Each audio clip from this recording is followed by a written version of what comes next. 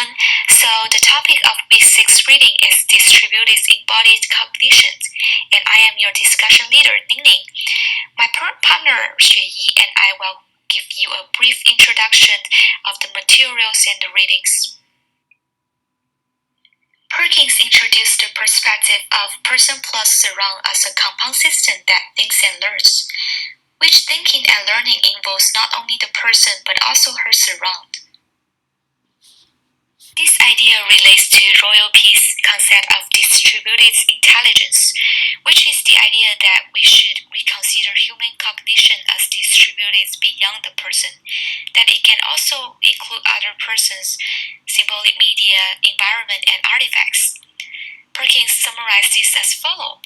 First, the surround, which is the immediate physical and social resource outside a person. Second, the residue left by thinking. What is learned lingers not just in the mind of the learner, but in the arrangement of the surround as well, and it is just as generally learning for all that. Perkins next talks about the equivalent access hypothesis. Thinking and learning for the person plus depend only what might be called the access characteristics of relevant knowledge. First, knowledge. What kinds of knowledge are available? Second, representation. How the knowledge is represented. Third, retrieval. Whether the system can find the knowledge representations in question and how efficiently. Fourth, construction. The system's capacity to assemble the piece of knowledge retrieved into new knowledge structures. And Perkins emphasized that what matters here is the access characteristics of information, not the store location of the information.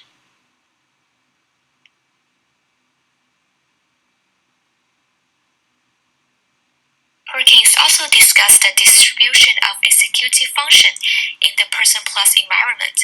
The distribution happens in the classroom all the time. For example, when teacher makes a decision that students follow the instructions that on the top of workbook.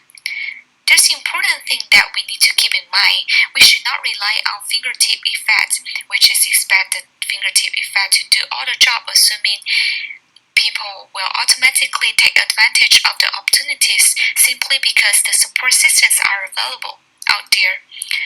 The quality of the support depends on whether or not it provides support while also allowing the learner to develop required executive functioning skills. The role of teacher is helping learners to decide, not deciding for them. At the end of the Person Plus article, Perkins suggests that the future of educational process should be more Person Plus orientated, empowering learners to construct around themselves their personal plus. This ties to our embodiment, which is our supplementary reading. Both Person Plus and embodiment focus not only on individual mind, but also, more importantly, on the physical experience. Person Plus emphasizes on our interaction with the surrounds, including people, media, and environment. Embodiments analyze the use of our body in learning. 3 design principles, activity, materials, and facilitation for fostering embodied learning can be important in building up a person plus in learning environment. Learning environments should be designed to tap into bodily know-how. Next, we will talk about learning in activity. So, what is activity system?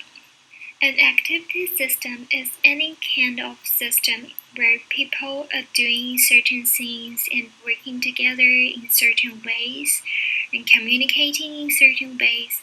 An example of activity system could be a company.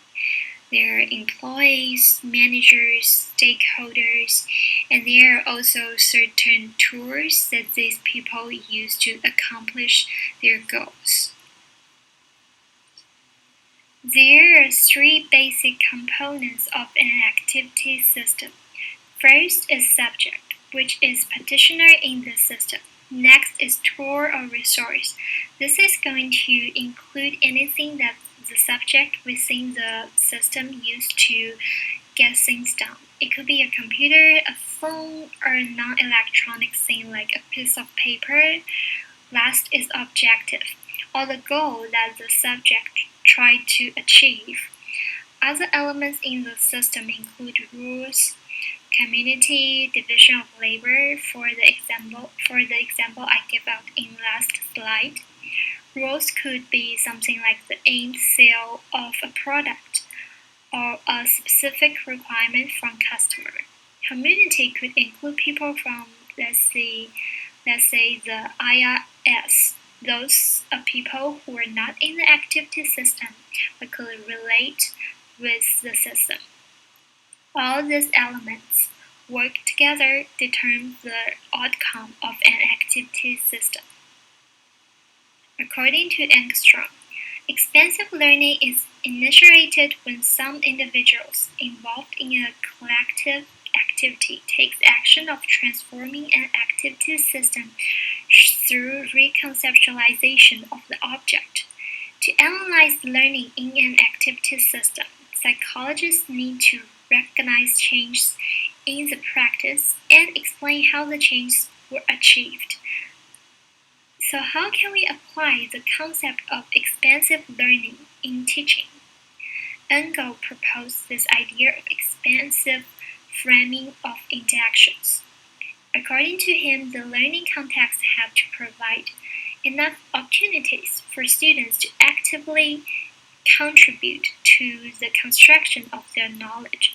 This is also in practice to promote transfer of knowledge.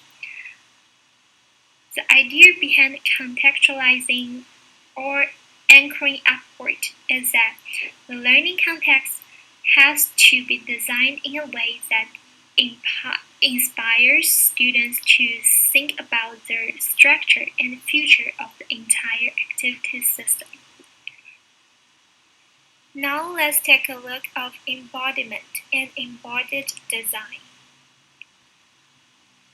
So embodiment talks about the strong relationship between the physiological experience and the psychological state. So how is this relate with learning? Basically, it means what we see, how we act, how we move, all those physiological experience influence the development of our thoughts and ideas. In this article, the authors strongly argue that embodiment plays an active role in study of abstract concepts. Embodied design grows from the idea of embodiment. Researchers emphasize the use of our body in designing objects and activities for learning. There are three challenges in the application of embodied design. First is how to design the activities so that students can use their perceptual sense and kinesthetic coordination to judge properties of stimuli and perform new actions. To achieve this, there should be a progressive increase in the difficulty of the tasks. In addition, the beginning of the task should be simple and straightforward. Next challenge is how to make sure students can find purpose and meaning in the activities. So there should be a feedback loop, which means students can see the state of their somatic actions. Last challenge is how to facilitate conceptual development. In this case, there should be guidance, physical cues, and real-time feedback provided. Meteor is a mixed reality simulation game that tries to strengthen and structure students' intuitions about Newton's law and Kepler's law. In the game, students will link their whole body movement to the flow project image of an asteroid. They will try to use their body to predict and feel the trajectory of the asteroid. When the asteroid approaches a planet that has strong gravity, there there are a series of increasingly difficult game levels. After the game, students will review their movement through a diagram and will be asked to describe the movement of the asteroid. Then, an instructor will help them to reframe their ideas. Meteor is a great example to show you how an embodied design could teach abstract concepts. That's all for our video. Thank you for viewing and hope you enjoy it.